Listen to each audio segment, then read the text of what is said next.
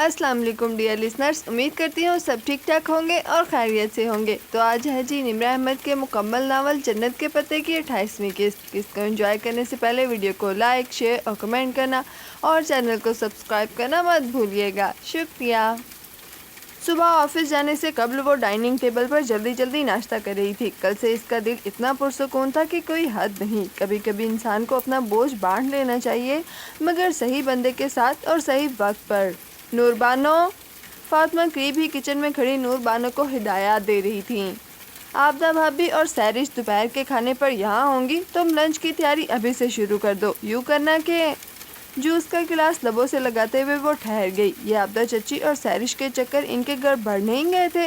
परसों ही तो वो आई थी और फूफो के लिए एक बहुत कीमती जोड़ा भी लाई थी। आज फिर आ रही थी, क्यों भला? अम्मा। कुर्सी से उठकर टिश्यू से हाथ साफ करते हुए इसने फातिमा को आते देखा तो पुकार लिया, चची क्यों आ रही हैं? अब्बा से मिलने? नहीं, तुम्हारी फूफो के साथ शॉपिंग पर जाना चाहती हैं। सैरिश के कॉलेज में कोई फंक्शन है, इसे आरिश तर्ज की दुल्हन बनना है। वो इसके लिए कोई ख़ास ड्रेस बनवाना चाहती है। सबीन को तजर्बा है ना कपड़ों वगैरह का, इसीलिए। अच्छा। वो छपने से अबाया पहनने लगी। पहले तो सैरिश किसी से मशवरा नहीं लेती थी, अब क्यों? और फूफो ही क्यों? या फिर वो जिहान सिकंदर बनती जा रही थी, हर एक पर शक करना। ओफ। वो नकाब की पट्टी सर के पीछे बांधकर बाहर निकल आई। खैर जो भी है, इसे आते देखकर ड्राइवर ने फौरन पिछली नशिस्त का दरवाज़ा खोला और वो अंदर बैठने ही लगी थी कि हया। इरम की आवाज़ ने इसे चौंकाया। वो बैठते बैठते रुकी और हैरत से पलटी। इरम सामने ही खड़ी थी, सर पर दुपट्टा लिए, आंखों तले हल्के, चेहरे पर संजीदगी। इरम? इसे हैरत हुई। इरम चलते हुए इसके सामने आई। बात करनी थी तुमसे। फिर इसने ड्राइवर को देखा। तुम बाहर जाओ। वो जैसे इसी जगह पर बात करना चाहती थी। ड्राइवर फौरन ताबेदारी से वहाँ से हट गया। बताओ क्या बात है? इसने नरमी से पूछा। इरम चंद लम्हे इसे संजीदगी से देखती रही, फिर धीरे से बोली, इस रोज़ मैंने जो सुना वो वहाँ जाकर बता दिया, सिर्फ इसलिए क्योंकि मुझे तुम पर गुस्सा था, क्योंकि तुमने भी मेरा पर्दा नहीं रखा था। इरम, अगर तुम ना भी बताती और मुझसे कोई पूछता कि वो क्यों गया, तो मैं खुद ही बता देती। जहाँ तक बात है मेरी, मुझे ताया ने रात के 3 बजे फ़ोन करके पूछा था कि मेरे पास कोई दूसरा नंबर है या नहीं। अगर तुमने मुझ पर भरोसा किया होता तो मैं भी तुम पर भरोसा करती कि तुम मुझे फंसाओगी नहीं। वो गाड़ी के खुले दरवाजे के साथ ही खड़ी बहुत सुकून से कह रही थी। इरम चंद लम्हे लब काटती रही, फिर नफ़ी में सर हिलाया। मगर मैंने इस रोज़ ज्यादती कर दी तुम्हारे साथ। I am sorry for that. मुझे ये नहीं करना चाहिए था। हया ने बगौर इसे देखा। वो वाकई नादम थी या इसके पीछे कोई और मकसद था? अलबत्ता इसका दिल पिसजने लगा था। कोई बात नहीं, क्या फ़र्क पड़ता है? फ़र्क तो पड़ता है ना। इसी वक्त से आबदा चची फुप्पो के पीछे पड़ी हैं कि तुम्हारा पत्ता साफ हो और वो जिहान के लिए सैरिश की बात चला सके। क्या? वो चौंकी। इसकी आंखों में हैरत उभरी। हाँ, इसीलिए तो रोज़ ही फुप्पो के पास आई बैठी होती हैं। क्या तुम नहीं जानती? अब के इरम को हैरत हुई। हया ने बामुश्किल शाने उचकाए। जो भी है, मुझे इन बातों से फ़र्क नहीं पड़ता, इसने बज़ाहिर लापरवाही से कहा। अलबत्ता इसका दिल उथल पुथल हो रहा था।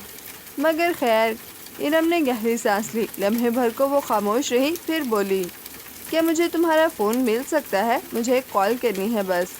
इसका लहजा मुल्तजी नहीं हुआ था, बल्कि हमवार रहा था। हाँ, मुझे इस किस्से को ख़त्म करना है, बस इसे खुदा हाफिज़ कहना है। तो ये बात थी। हया ने गहरी सांस अंदर को खींची। इरम ने जिसे भी फ़ोन करना वो इसे अपने लैंडलाइन या किसी भी तरह माँ भाभी किसी का भी फ़ोन लेकर कर सकती थी, मगर गालबन वो पहले पकड़ी गई होगी या फिर सख्ती बढ़ गई थी, तभी वो ख़तरा मोल नहीं ले सकती थी। ठीक है, मगर बेहतर है तुम मेरा फ़ोन इस्तेमाल मत करो, इलाही बख्श। इसने दूर खड़े ड्राइवर को आवाज़ दी। वो फ़ौरन हाथ बांधे इसके पास आया। क्या मैं तुम्हारा फ़ोन ले सकती हूँ 1 मिनट के लिए? जी जी। इसने फ़ौरन अपना मोबाइल पेश किया और दूर चला गया। लो। हया ने मोबाइल इरम की तरफ बढ़ाया। इरम ने बिना किसी हिचकिचाहट के फ़ोन थामा और तेज़ी से नंबर मिलाने लगी। वो गाड़ी में बैठी और दरवाज़ा बंद किया। बाहर इरम जल्दी जल्दी फ़ोन पर धीमी आवाज़ में कुछ कह रही थी। इसे कुछ भी सुनाई नहीं दिया, ना इसने सुनने की कोशिश की। 1 मिनट बाद ही इरम ने फ़ोन बंद कर दिया। हया ने बटन दबाया, शीशा नीचे हुआ। थैंक्स हया, ममनूनियत से कहते हुए इसने फ़ोन हया को थमा दिया। मैं चलती हूँ। وہ تیزی سے واپس مڑ گئی۔ جب وہ درمیانی دروازہ پار کر گئی تو حیا نے موبائل کے کال ریکارڈز چیک کیے۔ اس نے ڈائلڈ کالز میں سے کال مٹا دی تھی، مگر یہ نوکیا کا وہ ماڈل تھا جس میں ایک کال لاگ الگ سے موجود تھا۔ حیا نے اسے کھولا، وہاں نمبر محفوظ تھا۔ اس نے وہ نمبر اپنے موبائل میں اتارا اور محفوظ کر لیا۔ الہی بخش! اب وہ دور کھڑے الہی بخش کو واپس آنے کے لیے کہہ رہی تھی۔ اگر کبھی ارم نے اسے پھنسانے کی کوشش کی تو اس کے پاس ثبوت بھی تھا اور موقع کا گواہ بھی۔ الہی بخش کو آتے دیکھ کر اس نے سوچا تھا، ذیشان صاحب کے آفس لے چلو جہاں اس دن گئے تھے۔ فون آگے ہو کر اسے تھماتے ہوئے اس نے الہی بخش کو ہدایت کی، اور ارم بی بی نے تمہارا فون استعمال کیا ہے، یہ بات کسی اور کو پتہ نہیں چلنا چاہیے۔ جی میم۔ اس نے اس بات میں سر ہلاتے ہوئے اسٹیئرنگ سنبھال لیا۔ ذیشان انکل آفس میں نہیں تھے، ان کے سیکرٹری پھر بھی اسے آفس میں لے گئی کیونکہ ریجا ان کی ایب نارمل بیٹی اندر تھی۔ آپ بیٹھ جائیے، سر ابھی آتے ہوں گے۔ جاتے ہوئے ان کی سیکرٹری نے اوپر سے نیچے تک اسے ایک عجیب سی نظر سے دیکھا۔ وہ بنا اثر لیے کاؤچ پر بیٹھ گئی۔ اس کے ابایا کو بہت سی جگہوں پر اسی طرح دیکھا جاتا تھا، مگر جب دوسرے غلط ہو کر اتنے پر اعتماد تھے تو وہ درست ہو کر پر اعتماد کیوں نہ ہو؟ اور وہ بھی کتنی پاگل تھی جو ٹالی اور اس کی باتوں کو دل سے لگا لیتی تھی۔ ٹالی بیچاری نے چند ایک بار فکرے اچھالنے کے سوا کہا ہی کیا تھا؟ وہ تو اہل مکہ تھی، ان سے کیا گلا؟ اصل اذیت دینے والے تو بنو قریظہ ہوتے ہیں، مگر یہ جنگ وہی جیتتا ہے جو ہار نہیں مانتا، اور پھر انسان کو کوئی چیز نہیں ہرا سکتی جب تک کہ وہ خود ہار نہ مان لے۔ اس لمحے ڈی جے اسے بہت یاد آئی تھی۔ دھیان بٹانے کے لیے اس نے سر جھٹکا تو خیال آیا ریجا اس لمبے سے کاؤچ کے دوسرے سرے پر بیٹھی تھی۔ چہرہ اخبار پر اتنا جھکا کہ گھنگریالے بال صفحے کو چھو رہے تھے۔ وہ قلم سے اخبار پر نشان لگا رہی تھی۔ اسے ورڈ پزلز اچھے لگتے تھے، حیا کو بھی اب اچھے لگتے تھے، مگر وہ آخری پزل ابھی تک حل نہیں ہو سکا تھا۔ ریجا تو اس کی مدد نہیں کر سکتی تھی، مگر شاید وہ ریجا کی کوئی مدد کر سکے۔ ریجا کیا کر رہی ہو؟ وہ نرمی سے کہتی اٹھ کر اس کے قریب آ بیٹھی۔ ریجا نے آہستہ سے سر اٹھایا، خالی خالی نظروں سے اسے دیکھا اور پھر اخبار اس کے سامنے کیا۔ اس کی حرکات بہت آہستہ تھیں۔ اسے بچی پر بہت ترس آیا، مگر پھر سوچا کہ وہ کیوں ترس کھا رہی ہے؟ جب وہ ایب نارمل بچی اپنی تمام تر ہمت جمع کر کے محنت کر رہی ہے تو وہ اس کے بارے میں ہمدردی اور تعصب سے کیوں سوچے؟ اسے تو ستائش سے سوچنا چاہیے۔ دکھاؤ کیا ہے یہ؟ اس نے وہ پرانا مڑا توڑا ہوا اخبار ریجا کے ہاتھ سے لیا۔ ایک ہی پزل پر وہ کافی دن سے لگی ہوئی تھی، شاید اسی لیے وہ جگہ کافی خستہ حال لگ رہی تھی۔ ذیشان انکل یقیناً اپنی محبت میں سمجھتے تھے کہ ریجا یہ پزل حل کر لے گی، ورنہ وہ شاید ذہنی طور پر کافی پیچھے تھی۔ تم سے یہ حل نہیں ہو رہا؟ اس نے پیار سے پوچھا۔ ریجا نے دھیرے سے نفی میں سر ہلایا۔ ایک ثانیے کو بے اختیار بہار گل یاد آئی۔ اچھا یہ دیکھو، یہ جو پہلا لفظ ہے نا، یہ ایک ایناگرام ہے۔ ایناگرام یوں ہوتا ہے جیسے کسی لفظ کے حروف آگے پیچھے کر دو تو نیا لفظ بن جائے گا، جیسے سائلنٹ کے حروف عدل بدل کرو تو لسن بن جاتا ہے۔ کہتے ہیں ایناگرامز میں بہت حکمت اور دانائی چھپی ہے۔ اب یہ پہلا لفظ دیکھو۔ وہ اخبار سے پڑھ کر بتانے لگی۔ یہ لکھا ہے ٹرائی ہیرو پارٹ، یہ کسی مووی کا نام ہے۔ تمہیں بتانا ہے کہ اس کے حروف عدل بدل کرو تو کس مووی کا نام بنتا ہے، ٹھیک؟ ریجا نے کچھ نہیں کہا۔ وہ بنا تعصب کے خالی خالی آنکھوں سے حیا کو دیکھتی رہی۔ حیا نے چند ثانیے اس لفظ کو غور سے دیکھا اور پھر اس کی سمجھ میں آ گیا کہ ٹرائی ہیرو پارٹ کے حروف کی جگہ آگے پیچھے کرنے سے کیا بنتا ہے۔ ہیری پوٹر، دیکھو اس سے ہیری پوٹر بنتا ہے۔ اب یہاں لکھو ہیری پوٹر۔ اس نے اخبار ریجا کو تھمایا۔ ریجا نے دھیرے سے اس بات میں گردن ہلا دی اور بہت آہستگی سے ایک ایک حروف خالی جگہ پر اتارنے لگی۔ اب یہ اگلا مجموعہ دیکھو، اولڈ ویسٹ ایکشن۔ اس سے کسی مشہور ایکٹر کا نام بنتا ہے جو پرانی انگریزی ایکشن فلموں میں کام کیا کرتا تھا۔ کیا ہو سکتا ہے؟ وہ ان تین لفظوں کو دیکھتے ہوئے سوچ میں پڑ گئی۔ ذیشان انکل کے پاس وہ کس کام سے آئی تھی اسے بھول چکا تھا۔ اوہ ہاں، کلائنٹ ایسٹ ووڈ۔ وہ ایک دم چونکی۔ بہت ہی دلچسپ پزل تھا۔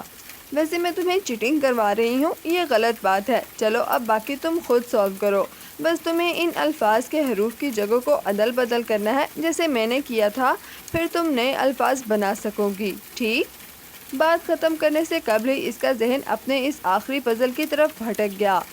سویپ کرنے سے کیا مطلب ہوا ان کا؟ کیا وہ کوئی ہنٹ تھا؟ اسے حروف کی جگہ کو سویپ کرنا تھا اور کوئی نیا لفظ بنانا تھا، مگر وہ کل 12 حروف تھے اور پاس ورڈ تو 8 حرفی ہونا چاہیے تھا۔ پھر وہ اس سے کیا بنا سکتی تھی؟ ایک دم سے وہ بے چینی سے اٹھ کھڑی ہوئی۔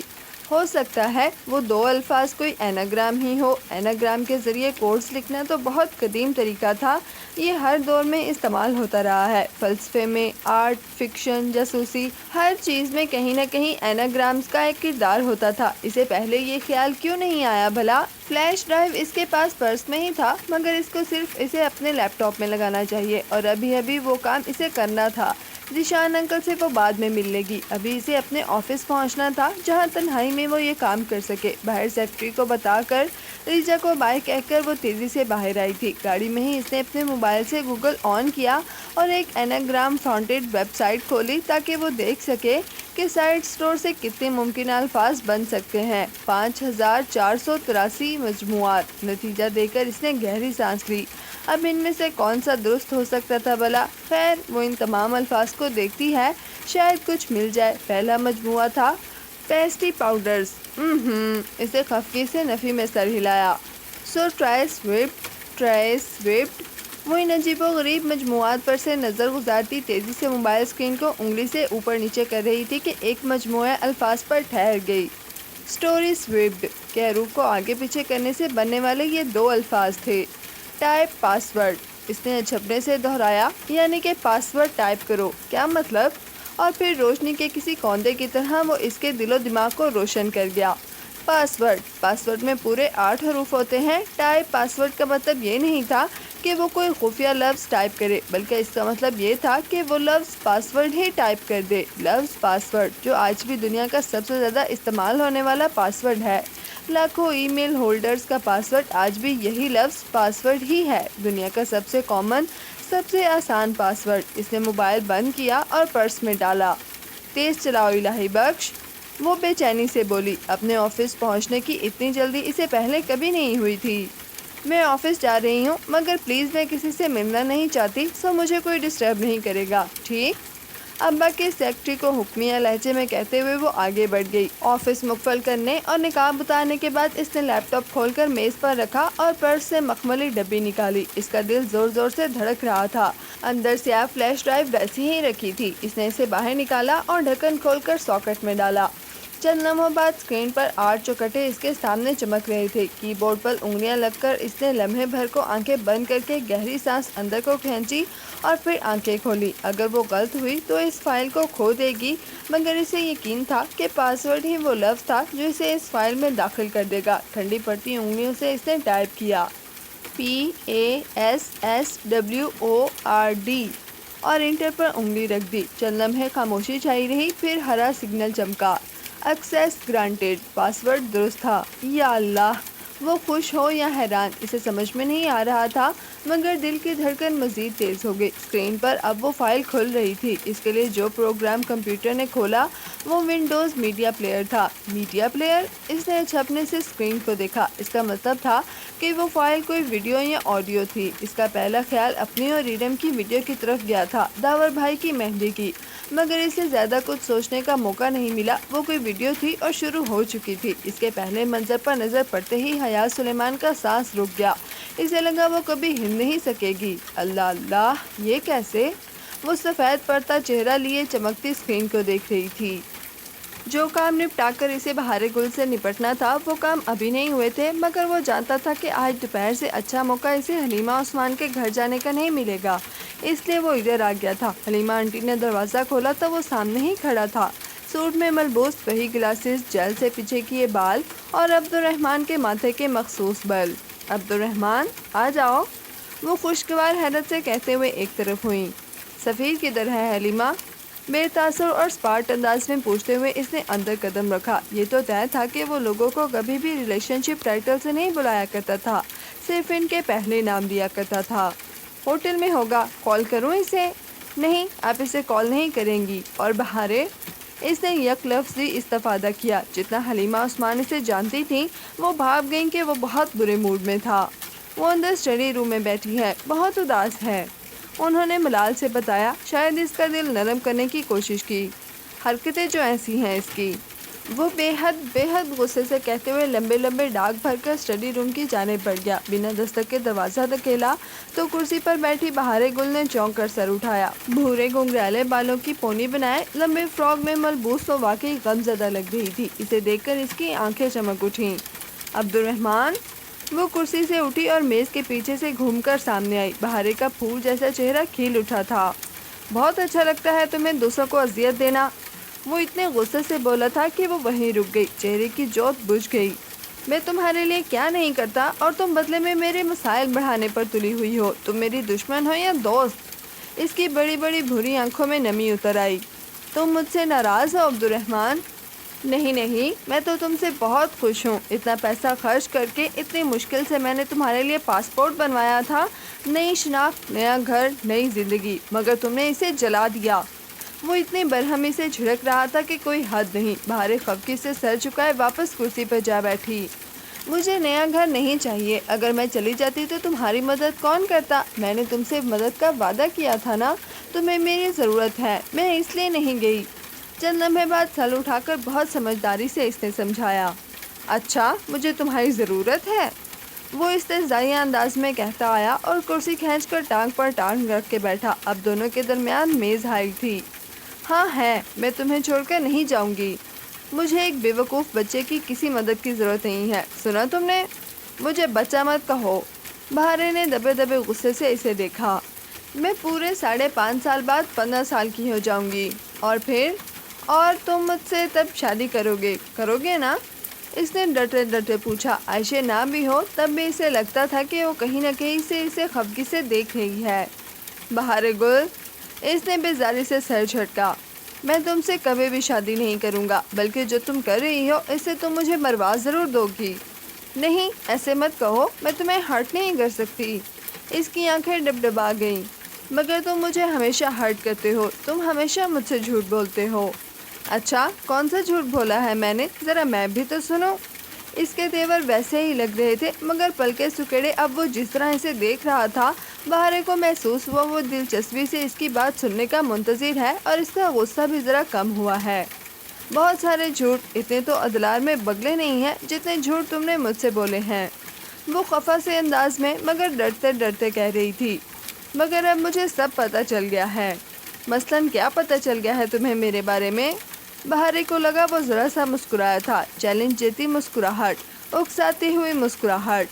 بہت سی باتیں، یہ کہ تمہارا اصلی نام عبدالرحمن نہیں ہے، اور یہ بھی کہ تمہارا نام جہان سکندر ہے اور تم ہی حیا کے کزن ہو۔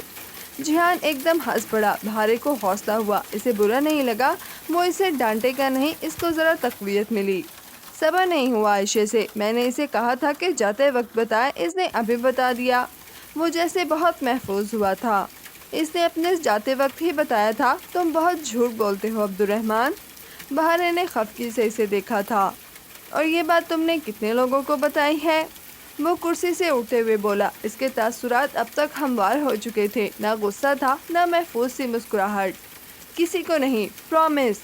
مجھے امید ہے کہ تم اسے راز رکھو گی۔ کیا تمہیں راز رکھنے آتے ہیں بہار گل؟ میز پر دونوں ہتھیلیاں رکھ کر اس کی طرف جھک کر وہ سنجیدگی سے پوچھ رہا تھا۔ بہارے نے اس بات میں سر ہلایا۔ مجھے راز رکھنے آتے ہیں۔ تمہارا پاسپورٹ کہاں ہے؟ میں نے وہ جلا دیا اور میں یہاں سے نہیں جاؤں گی۔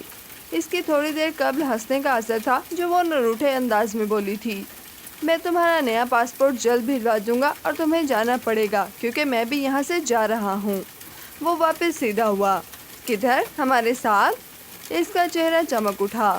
نہیں، بلکہ یہاں سے بہت دور، اور میں تم سے آخری دفعہ مل رہا ہوں۔ اب ہم کبھی نہیں ملیں گے۔ تم مجھے ایک اچھی یا بری یاد سمجھ کر بھلا دینا، مجھے یہاں سے نکلنا ہے اس سے قبل کہ میں گرفتار ہو جاؤں، اور اگر میں گرفتار ہوا تو مجھے پھانسی ہو جائے گی۔ اگر تم نہیں چاہتی کہ میرے ساتھ یہ سب ہو تو میری بات مانو، جب پاسپورٹ آ جائے تو چلی جانا۔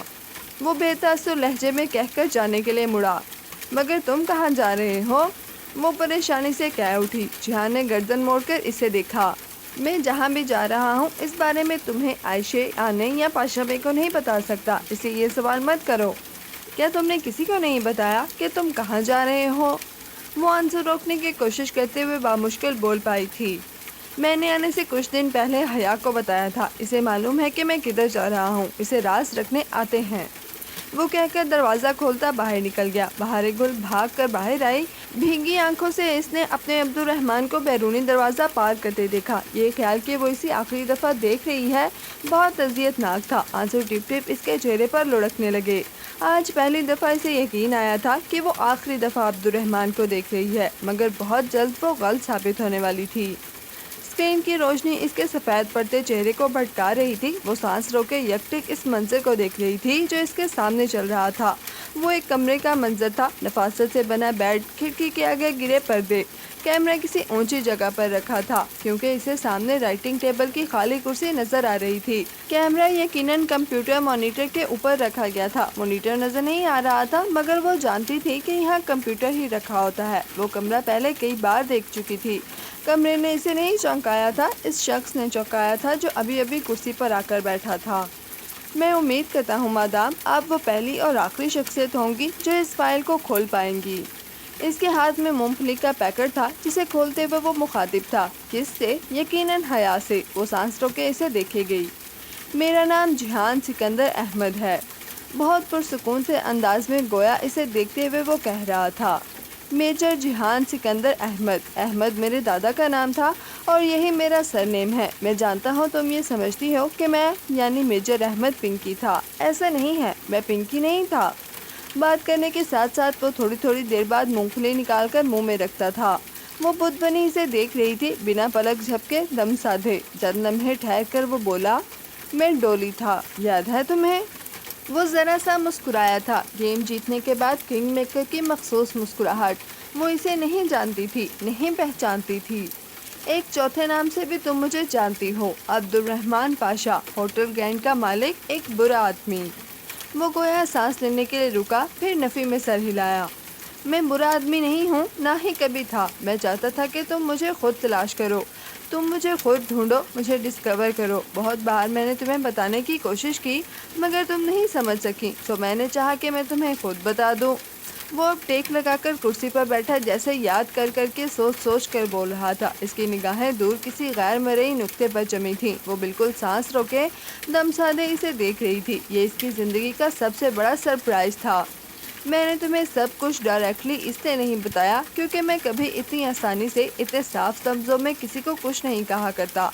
मेरे पेशे का यही तकाजा है और मैंने अपनी उम्र का एक बड़ा हिस्सा इंफॉर्मेशन को अनकोड और डीकोड करने में सर्व किया है। इसलिए मैंने एक पजल तरतीब दिया, एक ट्रेजर हंट, और तुम इसे हल कर लोगी। ये मैं जानता हूँ। कब करोगी? तब मैं कहाँ होऊंगा, जिंदा भी होऊंगा या नहीं, बाहर होऊंगा या फिर से जेल में, मैं नहीं जानता। बस इतना जानता हूँ कि तुम इसे हल कर लोगी। जुलाई की गर्मी में ही इसके हाथ पैर बर्फ बन रहे थे। वो पलकें बिल्कुल भी नहीं झपक पा रही थी। वो बस स्क्रीन को देख रही थी, ऐसे जैसे इसने कभी इसे ना देखा हो। वो वाकई पहली दफ़ा इस शख्स से मिल रही थी। जब तक इंसान किसी दूसरे की जगह पर खड़ा नहीं होता, वो नहीं जान पाता कि असल कहानी क्या है। एक ही रिवायत में अगर रावी और मरवियों की जगह बदल दो तो सारा किस्सा ही बदल कर रह जाता है। पिछले चंद माह में तुम्हारी ज़िंदगी की कहानी का हिस्सा रहा हूँ। अब मैं चाहता हूँ कि तुम मेरी तरफ की कहानी सुनो। बात के इख्तिताम पर वो मुस्कुराया था। इसे कहते हैं अपनी कहानियों को स्क्रिप्ट करना, राइट यू इडियट। बेख्तियार इसके लबों से निकला था। वो अभी तक पलकें नहीं झपक पा रही थी। वो माह सितंबर के इस्लामाबाद की खूबसूरत ठंडी सी पहर थी। बादल हरसों छाए थे, सब्ज रक्त, स्याह बादल, सुरमई सड़क, एक पुरसुकून ठंडा सा इम्तिजाज। वो पैंट की जेबों में हाथ डाले सर झुकाए सड़क के किनारे चल रहा था। जिस होटल में इसे जाना था वहाँ से चंद गज के ही फासले पर था। वो आदतन टैक्सी से मतलूबा मकाम से ज़रा दूर उतरा था। अब इसे पैदल चलकर होटल तक जाना था। वो वही कर रहा था, मगर सर के पिछले हिस्से में उठता दर्द शिद्दत इख्तियार करता जा रहा था। वो माइग्रेन नहीं था, मगर शिद्दत वैसी ही थी। वो जाहिर नहीं करता था, लेकिन तकलीफ कभी कभी नाकाबिले बर्दाश्त हो जाती थी। यह अलग बात थी कि अभी इसकी ज़हनी अजियत का बड़ा सबब मम्मी की बातें बनी हुई थी, जो सुबह से इसके दिमाग में घूम रही थी। जब मम्मी गुस्से से इसे जिहान सिकंदर कहकर मुखातिब करती तो इसका ये मतलब होता था कि अब अगर वो बात नहीं मानेगा तो वो हर्ट होंगी। ऐसे मौके कम आते थे, मगर जब आते तो इसे दुखी कर जाते। तब इसके पास बात मानने के सिवा कोई चारा ना होता था। आज भी ऐसा ही था। आज तो मम्मी ने कॉल के इख्तिताम पर ताना भी दे दिया था, जिहान सिकंदर, तो मुझसे ज़्यादा अपने बॉस की मानते हो, मुझे अब यही लगा है। होटल का बैरूनी गेट सामने था। वो छोटे छोटे कदम उठाता अंदर दाखिल हुआ। इसे किसी ने नहीं रोका, अलबत्ता आज मामूल से ज्यादा सिक्योरिटी नजर आ रही थी। एंट्रेंस कैनोपी की तरफ जाते हुए वो मोहतात नजरों से अतराफ का जायजा ले रहा था। यकीनन होटल में कोई खास तकरीब होना थी, जिसकी वजह से सिक्योरिटी आम दिनों से कहीं ज्यादा ताकीनात की गई थी। अभी वो एंट्रेंस से जरा दूर था जब इसका मोबाइल बजा। वो रुका और स्याह जैकेट की जेब से मोबाइल निकाला। इसका सिल्वर स्मार्टफोन जो कुछ अर्सा कबल इसे दिया गया था और जिसमें लगे बेहद बेशकीमती सर्वेलेंसेस आलात इसकी कीमत को इसी मॉडल के किसी भी फ़ोन से कई गुना ज़्यादा बना चुके थे, और वो जानता था कि मौजूदा काम ख़त्म होते ही इसे ये सब वापस करना होगा। सीक्रेट फंड की एक एक पाई का हिसाब और जस्टिफिकेशन इन्हें ही देनी पड़ती थी। मिसेस पार्टनर, स्क्रीन पर यह नाम जल बुझ रहा था। वो आदतन कभी भी नंबर्स लोगों के असल नामों से महफूज नहीं करता था। हमाद पार्टनर के नाम से, और इसकी मंगेतर सानिया जो इनके साथ काम ही करती थी, मिसेस पार्टनर के नाम से इसके फ़ोन में मौजूद थी। हेलो, इसने फ़ोन कान से लगाया। पहले दूसरे को बोलने का मौका देना भी इसकी आदत बन चुकी थी। बहुत सी यादात जो इन 12 सालों ने इसे दी थी। तुम कहाँ हो? मैं लॉबी में तुम्हारा इंतज़ार कर रही हूँ। बस आ रहा हूँ। इसने मोबाइल बंद करके जैकेट की जेब में रखा और दाखिली दरवाजे तक आया। गार्ड ने काफ़ी रुखाई से इससे शनाख्त तलब की। आज वाकई हद से ज़्यादा सख्ती थी। ऐसे मौके पे जो कम ही आते थे, वो अपनी असल शनाख्त ही दिखाया करता था। इसने अंदरूनी जेब से वॉलेट निकाला, इसे खोला और अंदरूनी वॉलेट के एक खाने में प्लास्टिक कवर में मुकीद कार्ड कुछ इस तरह से सामने किया कि इसका अंगूठा इसके नाम को छुपा गया, मगर तस्वीर, एजेंसी का सह हरफी मुखफ़फ़ और वो मशहूर ज़माना फूल बूटों से मुज़य्यन 4 चौखटों का निशान वाज़िया था। गार्ड की तनी आईब्रो सीधी हुई, एड़ियाँ खुद ब खुद मिल गईं और सर कहते हुए इसने ज़रा पीछे हटकर रास्ता दिया। वो स्पार्ट चेहरे के साथ वॉलेट वापस रखता अंदर की जाने बढ़ गया। कभी कभी जब वो पाकिस्तान में होता था तो ये ऐश इसे बहुत अच्छे लगते थे। लॉबी में दाखिल होते ही इसने बिना गर्दन घुमाए बस निगाहों से छत, फानूस और दीवारों के कोनों में लगे सिक्योरिटी कैमरों का जायजा लिया। कितने कैमरे थे, इनका रुख क्या था, ड्यूटी पर कितने गार्ड्स मौजूद थे, अगर आग लग जाए या इमरजेंसी हो तो फायर एग्जिट किस तरफ थी, और इस जैसी बहुत सी बारीकियों को जानकर वो लॉबी में एक तरफ लगे सोफ़ों की जाने बढ़ गया, जिधर एक सोफे पर सानिया बैठी थी। इसने स्याह सफ़ेद धारियों वाली शलवार कमीज पर ब्लैक स्वेटर पहन रखा था, गले में दुपट्टा, गहरे भूरे बालों की ऊंची पोनी और अपने मखसूस अंदाज में टांग पर टांग रखे बैठी सानिया इसे अपनी जानिब मतवज्जो पाकर शनासाई से मुस्कुराई थी। वो इसकी एक बहुत अच्छी दोस्त थी, इनसे जूनियर थी, मगर हमाद की फैमिली से गहरे ताल्लुकात के बायस वो एक दूसरे को बहुत अच्छी तरह जानते थे। वो भी जवाबन हल्का सा मुस्कुराकर इसकी तरफ आया। वो 2 सोफे आमने सामने लगे थे। दरमियान में छोटी मेज थी जिस पर सानिया का स्याह पाउच रखा था। एक कदरे बड़ा पर्स भी साथ ही पड़ा था। वो करीब आया तो सानिया उठ खड़ी हुई। अस्सलाम वालेकुम, कैसे हो और कब से हो इधर? वालेकुम अस्सलाम, फ़ाइन थैंक्स, ज़्यादा दिन नहीं हुए, काम से आया था। मुकाबिल सोफे पर बैठते हुए इसने बताया। वो कितने दिनों से इस्लामाबाद में था, तादाद इसने नहीं बताई। दूसरा, आपके बारे में जितना कम जाने इतना ही अच्छा होता है। वो तो मुझे अंदाज़ा था तुम्हारा काम। इसने बैठते हुए आईब्रो से स्याह पाउच की तरफ इशारा किया। जिहान ने इस बात में सर हिलाया। जितना कर सकी कर दिया। तुम्हारी मालूमात ठीक थी। वो सफारत खाने की कार इस्तेमाल नहीं करती। अब इसके सामने बैठी वो इसे धीमे अंदाज में अमरीकी सफारत खाने की सेकंड सेक्रेटरी के मुतालिक बता रही थी, जो वीज़ा सेक्शन की हेड थी और भारतीय नजात अमरीकी शहरी थी। इसे सफारत खाने की सेकंड सेक्रेटरी के मुतालिक चंद मालूमात दरकार थी, वो भी बहुत जल्द। इसलिए इसने सुबह सानिया को फ़ोन किया था। सानिया तमाम ज़रूरी चीज़ें ले आई थी और अब ज़ुबानी ब्रीफिंग दे रही थी। यू नो व्हाट, वो अमरीकी सफारत खाने की इन गाड़ियों में से कोई इस्तेमाल नहीं करती जो हर वक्त इस्लामाबाद में गर्दिश करती रहती हैं। वैसे इन गाड़ियों की तादाद तकरीबन 150 है। 140। इसने हल्की सी मुस्कुराहट के साथ तस्दीक की। सानिया सर हिलाकर रह गई। वो हमेशा इससे ज़्यादा बाखबर रहता था।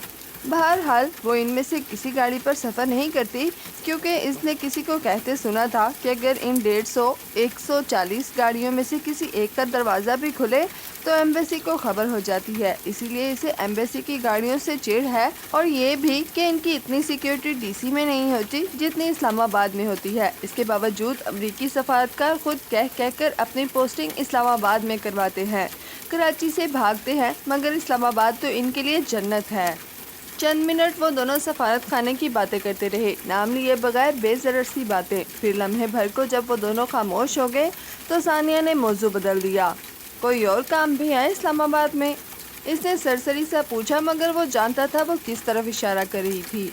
हाँ, 2 दिन बाद मेरे कज़न की मेहंदी है और मम्मी चाहती हैं कि मैं वो अटेंड करूँ। और तुम क्या चाहते हो? वो पुतलियाँ सुकेड़े बगौर इसे देख रही थी। वही तीखा अंदाज जो इनके हम पेशा अफराद में कसरत से पाया जाता था। मुझे नहीं मालूम, बस मैं इन लोगों से नहीं मिलना चाहता। मिलोगे नहीं तो बात आगे कैसे बढ़ेगी? तुम्हारा निकाह हो चुका है तुम्हारे मामू के घर। इस तरह इस बेचारी लड़की की ज़िंदगी तो मत लटकाओ, या निभाओ या छोड़ दो। बात के इख्तिताम पर इसने ज़रा से कंधे उचकाए। जिहान ने ज़ख्मी निगाहों से इसे देखा। सानिया के लिए ये तबसरा करना कितना आसान था। छोड़ ही तो नहीं सकता, मम्मी बहुत हर्ट होंगी। एक ही सूरत है कि वो अपने भाइयों के साथ फिर से एक हो जाए। ये रास्ता मैं कैसे बंद कर दूँ? तो फिर निभाओ। कितने अरसे से तुम इस बात को लटका रहे हो? जाकर मिल लो ना अपने मामुओं से। मैं इनके घर जाऊं, इनसे मिलूं, इनके साथ ताल्लुकात फिर से इस्तवार करूं। मेरा दिल नहीं चाहता ये सब करने को। इसने बेबसी से सर झटक कर कहा था। अपने मुल्क में अपने दोस्तों के साथ बस यही वो मकाम था जहां वो अपने दिल की बात कह दिया करता था। देखो जिहान, इंसान अपना किया बहुत जल्द भूल जाता है। वो भी भूल चुके होंगे। तुम जाओ और इनको एक मस्बत इशारा दो। इससे वो ये जान लेंगे कि तुम और तुम्हारी मम्मी इनके साथ रिश्ता रखना चाहते हो। वो तुम्हें बहुत अच्छा वेलकम देंगे। वो कुर्सी पर ज़रा आगे होकर बैठी, गोया समझा रही थी, मगर वो समझना नहीं चाहता था। मैं रिश्ता नहीं निभा पाऊंगा। मैं क्यों इनको धोखा दूं? क्यों इनकी बेटी के साथ ज्यादती करूं? देखो, मैं झूठ बोलकर शादी नहीं करूंगा और सच जानने के बाद वो अपनी बेटी से मेरी शादी नहीं करेंगे। बात फिर वही आ जाएगी कि मम्मी हर्ट होंगी। वो शदीद किस्म के मकमसे में था, या शायद वो मसला हल करना ही नहीं चाहता था। ज़रूरी नहीं है कि चीज़ें वैसी ही हों जैसी तुम सोच रहे हो। तुम इन्हें बताना कि तुम क्या जॉब करते हो, इसकी क्या पेचीदगियाँ हैं, क्या मजबूरियाँ हैं, और ये कि तुम ये जॉब नहीं छोड़ सकते। मुझे यकीन है कि वो अंडरस्टैंड करेंगे। जिहान ने नफ़ी में सर हिलाया। लॉबी में पस मंज़र में धीमा सा बजता म्यूज़िक जैसे एकदम से बहुत तल्ख हो गया था। तुम मेरे मामुओं को नहीं जानती। वो ज़रा सी बात पर इशू बनाने वाले लोग हैं। वो इस बात को इशू बना लेंगे कि हमने पहले इन्हें बेखबर क्यों नहीं रखा, इतने साल में कभी इनसे मिलने नहीं आया, वगैरह वगैरह। अपने तमाम रवैये, सब तल्ख बातें, सब भुलाकर वो फिर से मम्मी पर चढ़ दौड़ेंगे और नतीजतन मम्मी हर्ट होंगी। मैं इनको मज़ीद दुखी होते नहीं देख सकता। अब मैं क्या करूँ, मेरी समझ में नहीं आ रहा। सानिया चंद लम्हे खामोशी से इसे देखती रही, फिर आहिस्ता से बोली, जिहान, अगर हर चीज़ बिल्कुल वैसे हो जैसे तुम कह रहे हो और वो वाकई तुम्हारी मम्मी को फिर से हर्ट करें, तब भी वो इतनी मजबूत तो हैं कि बहादुरी से मुकाबला कर सकें। और ये बात तुम अच्छी तरह जानते हो। तुम सिर्फ़ और सिर्फ अपने रवैये की सफाइयाँ दे रहे हो। असल वजह ये नहीं है। तुम बताओ, क्या है असल वजह? इसने संजीदगी से सानिया को देखते हुए पूछा। वो जानता था कि वो ठीक कह रही थी, फिर भी वो इसके मुँह से सुनना चाहता था। असल वजह ये नहीं है जो तुम कह रहे हो, क्योंकि मैं तुम्हें जानती हूँ। मुझे यकीन है कि तुम जब इन्हें बताओगे कि तुम सिर्फ एक आर्मी ऑफिसर नहीं बल्कि एक जासूस भी हो और वो इस पर रद्द अमल जाहिर करेंगे, तब भी तुम आधे घंटे में इन्हें मुतमईन और कायल कर लोगे। नहीं, मैं इन्हें कायल नहीं कर सकता। वो जानते बूझते कभी भी अपनी बेटी की शादी किसी ऐसे जासूस से नहीं करेंगे जिसकी ज़िंदगी का कोई भरोसा ना हो, जो इनकी बेटी के साथ ना रहे बल्कि दूर किसी दूसरे मुल्क में किसी दूसरे नाम के साथ ज़िंदगी गुजारे, जो वहाँ मर भी जाए तो महीनों इनकी बेटी को पता ना चले कि इसकी कब्र कहाँ है। अजियत से कहते हुए वो कुर्सी पे पीछे को हुआ। आंखों के सामने एक रूह को जख्मी कर देने वाला मंजर फिर से लहराया था। इंताकिया के कदीम शहर में इस बड़े से दालान के फवारे के साथ खड़ा घोड़ा और इसकी कमर पर औंधा लादा गया वो वजूद। इसने सर झटका।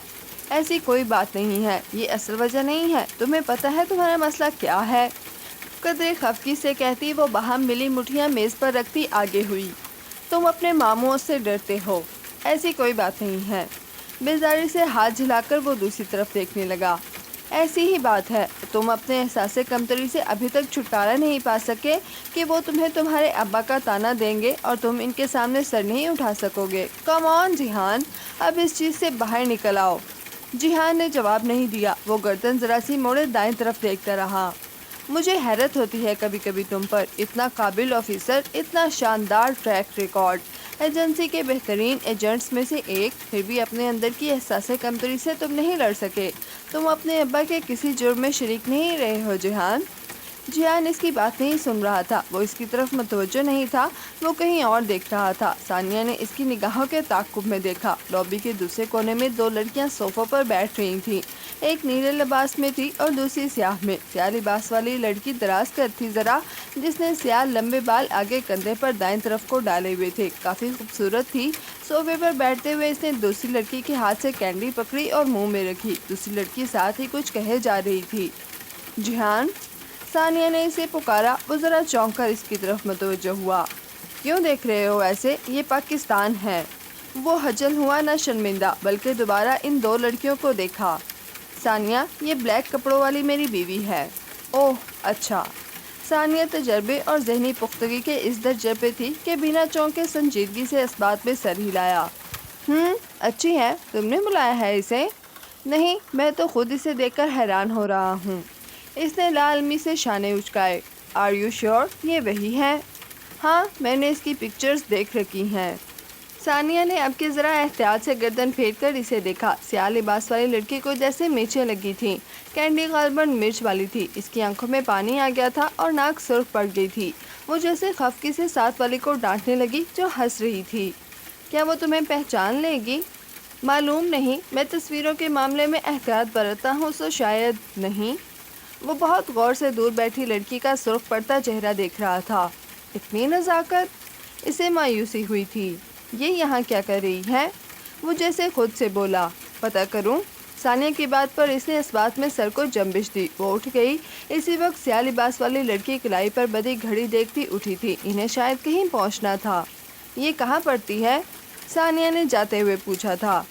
انٹرنیشنل اسلامک یونیورسٹی شرع اینڈ لا، 7واں سیمسٹر۔ ممی کی دی ہوئی معلومات اس نے جوں کی تو دہرا دی۔ اور اس کا نام حیا سلیمان ہے۔ ثانیہ سر ہلا کر آگے بڑھ گئی۔ وہ دونوں لڑکیاں اب لابی پار کر رہی تھیں۔ ثانیہ سیدھی ان کے پاس نہیں گئی، بلکہ پہلے اس نے قریب بنے کیفے کی طرف جاتے راستے پر تیز تیز چلتے ایک ویٹر کو روکا اور اس سے ٹرے لی جس میں کافی کے 4 کپ رکھے تھے۔ وہ یقیناً عملے سے واقف تھی، سو ویٹر سر ہلا کر آگے بڑھ گیا۔ ثانیہ ٹرے اٹھائے ان دو لڑکیوں کی جانب بڑھ گئی جو اب لابی کے آخری سرے پر پہنچ چکی تھیں۔ اس نے کچھ کہہ کر انہیں روکا۔ وہ دونوں پلٹی تھیں۔ اتنی دور سے وہ ان کی گفتگو نہیں سن سکتا تھا، مگر ان کے تاثرات بخوبی دیکھ رہا تھا۔ ثانیہ نے ٹرے اسی لیے پکڑ رکھی تھی تاکہ وہ یہ تاثر دے سکے کہ وہ لابی کے قریب ہی بنے کیفے جس میں سیلف سروس موجود تھی سے اٹھ کر آئی ہے۔ اس کیفے کی انٹرنس پر اگر آپ موجود ہوں تو لابی وہاں سے صاف نظر آتی ہے اور ان سے بات کر کے وہ فوراً واپس جیحان کی طرف آنے کی بجائے اندر کیفے میں چلی جائے گی تاکہ وہ لڑکیاں اس کی طرف نہ دیکھ پائیں جہاں وہ بیٹھا تھا۔ سیاہ لباس والی لڑکی اچھپنے سے نفی میں سر ہلاتی کچھ کہہ رہی تھی۔ ان سے کافی فاصلے پر بیٹھا وہ انہیں ہی دیکھ رہا تھا۔ دفعتاً اسے احساس ہوا کہ وہ اکیلا نہیں ہے، بلکہ دوسرے بھی بہت سے لوگ جو آس پاس سے گزر رہے تھے گردن موڑ کر ایک دفعہ اس پر نگاہ ضرور ڈالتے تھے۔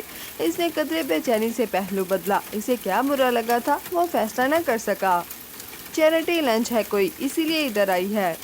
ثانیہ ان کو بھیجنے کے بعد کیفے میں چلی گئی تھی اور اب جبکہ وہ لڑکیاں اندر جا چکی تھی وہ واپس آئی اور صوفے پہ بیٹھتے ہوئے بتانے لگی۔ اس نے اس بات میں سر ہلایا۔ غیر معمولی سیکیورٹی کی وجہ اس کی سمجھ میں آ گئی تھی۔ کیا بات ہوئی؟ وہ سرسری سے انداز میں پوچھنے لگا۔ بس وہی پرانا حربہ کہ آپ کو میں نے اصول الدین ڈپارٹمنٹ میں دیکھا تھا اور متوقع طور پر اس نے مجھے نہیں پہچانا، پھر بھی میں نے پوچھ لیا کہ وہ ادھر کس لیے آئی ہے، تو اس نے بتا دیا۔ اچھی ہے ویسے۔ اس نے جواب نہیں دیا۔ وہ خاموشی سے بیٹھا رہا۔ کچھ اسے بہت برا لگا تھا۔ پھر جاؤ گے آج ان کے گھر؟ ہاں جاؤں گا۔ اس نے اس بات میں سر ہلایا مگر وہ اچھا محسوس نہیں کر رہا تھا۔ اس عجیب سے اتفاق نے ایک دم بہت کچھ بدل دیا تھا۔ خالی ہاتھ مت جانا، کچھ لے کر جانا۔ میں ترکی سے ان کے لیے کچھ نہیں لایا، خالی ہاتھ ہی جاؤں گا۔ اچھا، پھر کچھ خرید کے لے جانا، اچھا امپریشن پڑے گا۔ چلو چل کر کچھ کھاتے ہیں۔ وہ جیسے جان گئی تھی کہ اس کا موڈ اچھا نہیں ہے، سو اٹھتے ہوئے بولی۔ وہ خاموشی سے اٹھ کھڑا ہوا اور میز پر رکھا سیاہ پاؤچ اٹھا کر جیکٹ کی جیب میں ڈال لیا۔ تم اپسیٹ لگ رہے ہو؟ نہیں، بالکل نہیں۔ وہ زبردستی مسکرایا۔ تم سناؤ، کب تک تمہارا مگیتر دوبارہ مجھ جتنا ہینڈسم ہو جائے گا؟ چند سیشنز مزید لگیں گے، برن کافی زیادہ تھا۔ بات کا رخ بدلنے پر ثانیہ اسے حماد کے بارے میں بتانے لگی۔ کچھ عرصہ قبل ایک حادثے میں اس کا چہرہ قدرے مسخ ہو گیا تھا، البتہ سرجری سے وہ بہتر ہو رہا تھا۔ وہ بے توجہی سے سنتا گیا، اس کا ذہن وہیں پیچھے تھا۔ پھر جب ثانیہ چلی گئی تو وہ باہر آ گیا۔ اسلام آباد کی ٹھنڈی سرمئی سڑک کے کنارے چلتے ہوئے اس کے دل و دماغ میں ثانیہ کی باتیں مسلسل گونج رہی تھیں۔ اس چیز سے باہر نکل آؤ، تم اپنے ابا کے کسی جرم میں شریک نہیں رہے ہو جیحان، اس چیز سے باہر نکل آؤ۔ اذیت کی ایک شدید لہر اس کے اندر اٹھی، آنکھوں کے سامنے وہ زخمی کر دینے والا منظر پھر سے لہرایا۔ ثانیہ غلط تھی، ایک جرم میں وہ اپنے باپ کے ساتھ کسی حد تک شریک رہا تھا۔